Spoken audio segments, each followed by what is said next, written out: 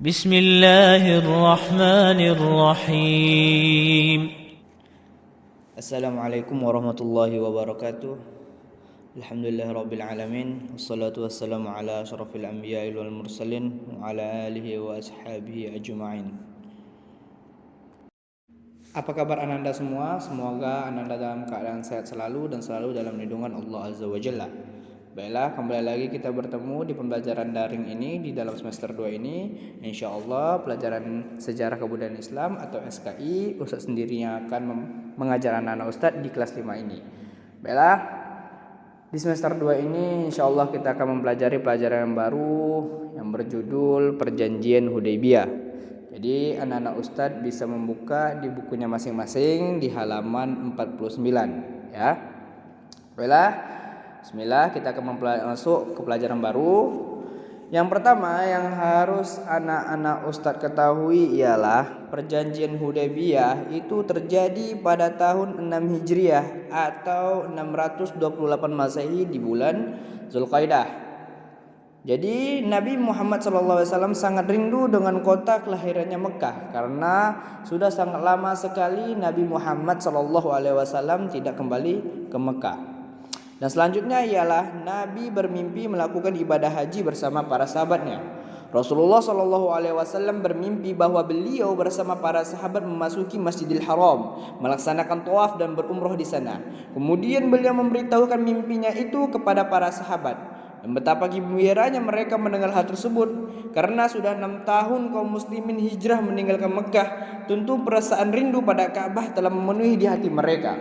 Mereka sangat yakin dapat memasuki kota Mekah pada tahun itu juga, padahal Rasulullah tidak mengatakannya. Dan yang terdapat di dalam perjanjian Hudaybiyah ialah perdamaian antara umat Islam dan kafir Quraisy. Nah, selanjutnya ialah umat Islam ingin melaksanakan ibadah haji dan umrah. Dan selanjutnya adalah negosiasi Nabi terhadap kafir Quraisy agar umat Islam diperbolehkan ibadah haji dan umrah di kota Mekah yang sangat disayangi oleh kaum muslimin. Dan kaum muslimin pun berangkat menuju Mekah pada bulan Zulqa'dah tahun 6 Hijriah. Rasulullah SAW pun berangkat dari Madinah dengan ditemani 1.400 kaum muslimin dan membawa hewan-hewan untuk kurban. Dan mereka pun berangkat tidak membawa perlengkapan perang kecuali hanya senjata yang biasa dibawa oleh seorang musafir. Hingga sampailah mereka di daerah yang bernama Hudaybiyah. Mendengar berita keberangkatan kaum muslimin ke Masjidil Haram, orang-orang Quraisy pun sepakat untuk menghadang mereka agar tidak bisa masuk Mekah. Dan mereka pun mengirim sebanyak 200 pasukan berkuda yang dipimpin oleh Khalid bin Walid guna untuk menghadang kaum muslimin.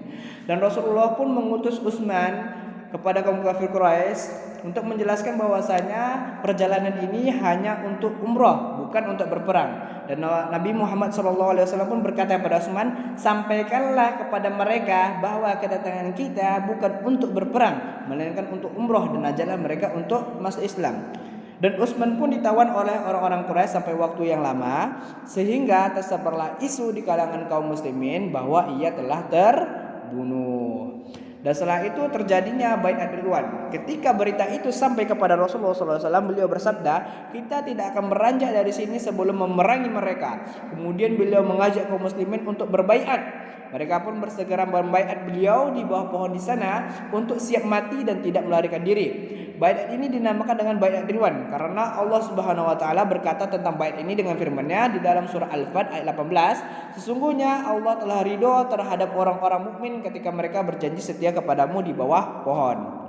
Dan setelah itu terjadilah perjanjian Hudaybiyah. Mengetahui keadaan semakin genting, orang-orang Quraisy pun mengutus Suhaib bin Amr untuk berupaya mengadakan perjanjian damai dengan Rasulullah SAW. Kemudian disepakatilah perjanjian yang isinya sebagai berikut. Yang pertama, kaum muslimin harus kembali ke Madinah pada tahun ini dan diperbolehkan masuk Mekah pada tahun yang akan datang. Yang kedua, gencatan senjata antara kedua belah pihak selama 10 tahun. Yang ketiga, siapapun boleh memilih untuk bergabung dengan salah satu dari kedua belah pihak. Lalu kabilah Khuza'ah bergabung dengan pihak Rasulullah, sedangkan Bani Bakar bergabung dengan Quraisy. Yang keempat, siapa saja yang mendatangi Muhammad maka harus dikembalikan pada pihak Quraisy.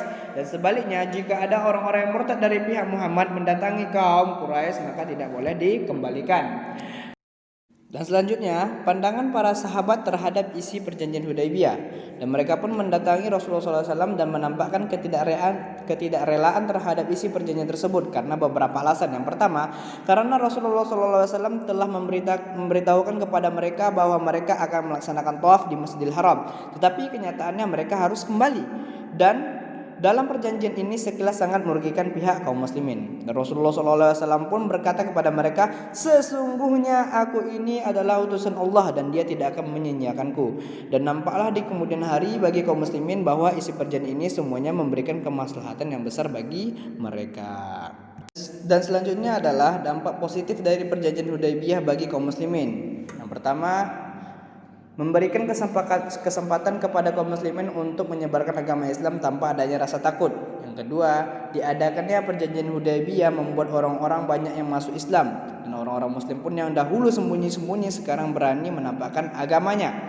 Dan yang ketiga, perjanjian Hudaybiyah merupakan pembukaan awal sebelum datangnya Fathu Mekah. Dan poin yang terakhir adalah tokoh kafir Quraisy masuk Islam. Pada tahun 7 Hijriah, 1 tahun setelah diadakannya perjanjian Hudaybiyah, tokoh-tokoh Quraisy seperti Amr bin As, Khalid bin Walid, dan Utsman bin Talha masuk Islam. Dan ketika mereka datang menghadap Rasulullah SAW, beliau berkata, sesungguhnya Mekah telah melamparkan buah-buah hatinya kepada kita. Nah, berakhirlah pelajaran kita pada hari ini. Itu pelajaran perjanjian Hudaybiyah tahun 6 Hijriah. Jadi kalau misalnya ada anak-anak ustadz yang kurang paham, itu bisa tanyakan ke ustadz langsung melalui WA pribadi ustadz. Oke, anak-anak ustadz tetap semangat belajar terus, makin semangat ya walaupun masih daring ya. Insya Allah mudah-mudahan Corona ini atau COVID-19 ini mudah-mudahan bisa cepat habis. Semoga kita bisa bertatap muka lagi. Ya anak Ustaz. Saya tutup doa kafaratul majelis. Subhanakallahumma wa bihamdika asyhadu an la ilaha illa anta astaghfiruka wa atubu ilaika. Assalamualaikum warahmatullahi wabarakatuh.